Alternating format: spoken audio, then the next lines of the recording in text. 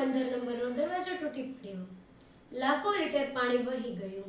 ઉમરાળા તાલુકામાં આવેલો રંગોળા ડેમ, જે સમગ્ર પંથકની જીવાદોરી તરીકે ઓળખાય છે, ત્યાં આજે મોટી દુર્ઘટના સર્જાઈ છે. ડેમનો 15 નંબરનો દરવાજો અચાનક ટેકનિકલ ખામીના કારણે ક્ષતિગ્રસ્ત થઈ તૂટી પડતા ડેમમાં સંગ્રહિત લાખો લીટર પાણીનો જથ્થો ધસમસતા પ્રવાહ સાથે બહાર વહી રહ્યો છે. ઘટનાની જાણ થતાં જ સ્થાનિક લોકોમાં ભારે ચિંતા અને દોડધામ મચી ગઈ હતી. પાણીના જોરદાર પ્રવાહને જોતા આસપાસના ગ્રામજનો પણ સ્થળ પર દોડી આવ્યા હતા. પ્રાથમિક માહિતી અનુસાર ડેમના દરવાજાની યાંત્રિક વ્યવસ્થામાં ખામી સર્જાતા આ દુર્ઘટના બની હોવાનું અનુમાન લગાવવામાં આવી રહ્યું છે. જો કે દરવાજો તૂટી પડવાનું ચોક્કસ કારણ શું છે, તે અંગે અધિકૃત માહિતી હજુ સામે આવી નથી. ચિંતાજનક બાબત એ પણ છે કે સ્થાનિક સ્ત્રોતો મુજબ ડેમનો 10 નંબરનો દરવાજો પણ ક્ષતિગ્રસ્ત હાલતમાં હોવાનું જાણવા મળી રહ્યું છે. જો આ માહિતી સાચી સાબિત થાય તો ડેમની જાળવણી અને સમયસરની મરામત અંગે ગંભીર પ્રશ્નો ઊભા થઈ રહ્યા છે. રંગોળા ડેમ ઉમરાળા તાલુકા અને આસપાસના વિસ્તારો માટે સિંચાઈ અને પાણી પુરવઠાનો મહત્વપૂર્ણ સ્ત્રોત છે. હજારો એકર ખેતીલાયક જમીન આ ડેમના પાણી પર નિર્ભર છે. આવા સમયે લાખો લીટર કિંમતી પાણીનો વેડફાટ થતાં ખેડૂતોમાં ભારે રોષ અને ચિંતા જોવા મળી રહી છે. ઉનાળાની ઋતુ દરમિયાન પાણીનું એક ટીપું કિંમતી માનવામાં આવે છે.